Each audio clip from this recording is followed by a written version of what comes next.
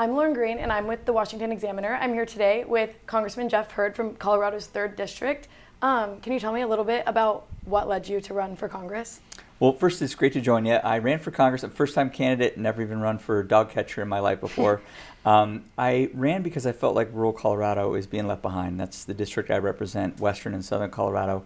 I've heard it said that our greatest export are our kids. They grow up and they leave and they don't come back. And so my fundamental why for running was to create economic opportunities so that families in western Colorado can thrive and succeed and have opportunities that if people want to stay in Colorado, they can. You've told me before a little bit about how you wanted to be a priest at one point.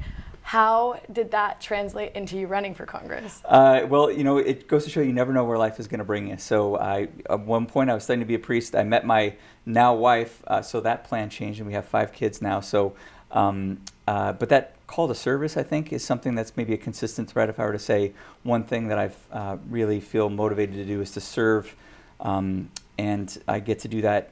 Would have gotten to do it had I become a priest, but I get to do it here as a member of Congress. And now it's the people of western and southern Colorado, and it's the families, hardworking families in what is one of the most beautiful parts of the world that I am fortunate enough to represent. Mm-hmm. Obviously, DC is very different than most people expect whenever they get up here. What has surprised you the most, and how have you kept those values since coming to Congress? Well, it's the thing that surprised me the most is probably how busy it is, how juggling those demands. I told people when I was running for Congress that I was a family man, and so managing the work-life balance. And in my district, there are a lot of members here in Congress that have a district that's geographically pretty small.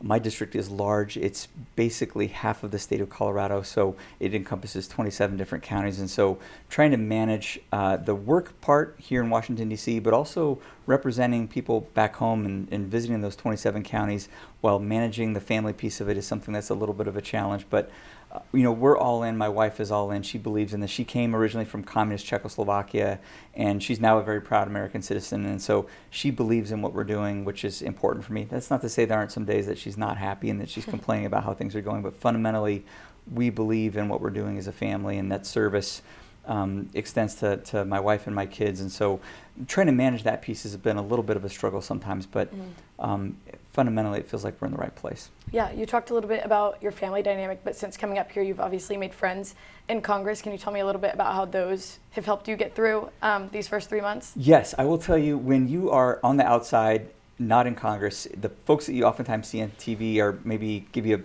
not an accurate impression of who the members of Congress are. And I will tell you, there are a lot of great members on the Republican side in my conference, on the Democratic side as well, that you don't necessarily see on TV, who are hardworking, that are here for the right reasons, and that are great to work with. And so that's been one of the things that's been a little bit surprising for me, is just how many great members there are here in Congress. You might not get that impression from what you see on TV, talking show, news that you see every night, but fundamentally there are a lot of great people that are here for good reasons, and they want to do good work. And I've gotten to meet a number of them, both on the Republican side and on the Democratic side. Mm-hmm. Has anything about being in Congress surprised you that you didn't expect?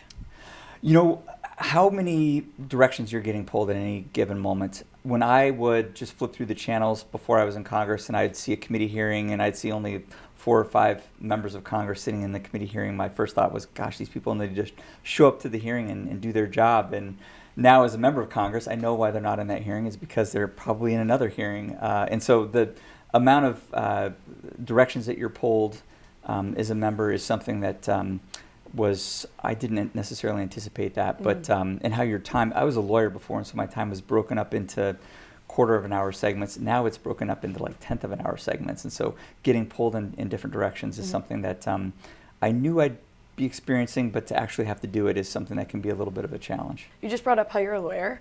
How do you use your background in law to make important votes or make legislative decisions? How does that play into that? That's a great question. I think the way that it approaches my lawmaking approach is looking at it from first principles. Like, what is it that we're trying to accomplish? What is the end that we have in mind? When you're a lawyer, it's solving a case for a client or achieving a good result. It's very similar when you're a member of Congress. Like, what is the policy goal that we're looking at? And then working backwards from that. What are the pieces that we need to put into place in order to achieve that goal? The different actors that are involved with that, the public policy pieces that we need to put in place. So having that end in mind and working backwards is something that I did in the law, and it's also something that I'm trying to do here as a member of Congress. We just talked a little bit about how you use your background in law. How do you use your personal values up here in DC? I've seen a little bit of it whenever you met with your protests or with the protesters in your district, or even how you just learn reporters' names. I think that some of those things show your values. How else do you use that in DC? Well, I think trying to be authentic and sincere is something that's important for me. Like I said, I never dreamed that I'd be in Congress. It wasn't something that I had necessarily aspired to, but I do feel called to it. And bringing those values with me in my day-to-day work, remembering people's names, I think is important. Showing genuine concern. I'm also somebody that's genuinely interested in people and things and places, and so a lot of that's just natural. I'm a little bit of a nerd, and so I know a little bit about everything. Mm-hmm. When I was in high school, I was a part of the trivia team, academic team, and I jokingly say that it was tough dealing with the fame and the popularity of being on the trivia team in high school. But what I do find is that it teaches me a little bit about a lot of the different things and a lot of interest in things. And so when it comes to people, policies, issues, there's a genuine interest that I have that I like, and that comes through in the people that I meet and the issues that they bring to me. I generally know a little bit about most things, and that comes to bear when I'm in meetings or in committee hearings or talking with reporters, and that's a real advantage that I think I have. What are you looking forward to the rest of this Congress? Well, I think getting set up, I jokingly say I've been in Congress now for 4 months. Sometimes it feels like 40 months. There are a few days that it's felt like it's been 40 years. Mm-hmm. But making sure that I get a system in place, being a lawyer, I always felt like I was prepared for every meeting that I went into, and I knew substantively what I was going to be talking about. In Congress, there's no way that you can do that. Mm-hmm. And I've heard it said that you can do anything in Congress, but you can't do everything. And so trying to find that anything, finding that expertise and bringing that forward is something that I'm working hard to do. But I've got a great staff that helps me out and keeping me prepared both here in D.C. and in the district. I would say I want to be an effective member of Congress. I want to get stuff done. I want to be part of a governing majority that does good things for my district, for my state, for our country, and that at the end of my service here in Congress, however long that is, you can say I got things accomplished for my district, and I held to my values and met a lot of wonderful people along the way, and created a number of good lifelong relationships. How do interpersonal relationships foster a good legislative body? Well, I think you build relationship capital with other members of Congress. And if you're a jerk and you're somebody that doesn't get along with people, I think it's harder. I've already seen that in my experience. It's harder to maybe advance things in a way that might be helpful if you don't have as much relationship capital. And so in my experience, trying to be somebody that's good to work with, that's friendly, that's, again, genuinely interested in other people, that helps build that relationship capital. If you're friendly, it helps if you're not unnecessarily snarky, both with my Republican colleagues and with the Democrats that I work with as well.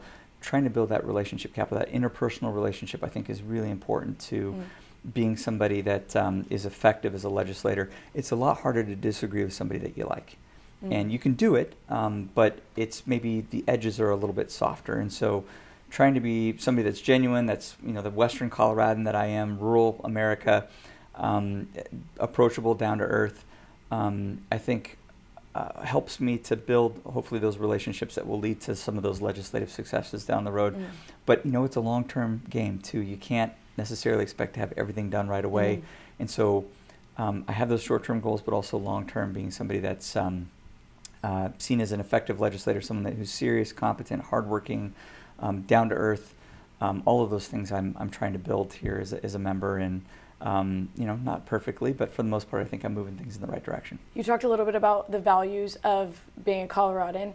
I know that DC can often have theatrics. How does going back home to the district bring you back down to earth and remind you of where you are representing? Oh, it's nice being back home. Just the interest that the folks have. A lot of people, when I'm here, it's what is the latest headline on the news. When it's back home, it's hey, we've got this issue with my small business manufacturing. It's the water that we have in Western Colorado. We're not getting, the snowpack isn't very good. It's much more real, real world and authentic it feels sometimes than some of the stuff here that's in Washington is a little bit more headline driven, whereas the stuff back home is more real and authentic, and it grounds me whenever I'm able to be back home.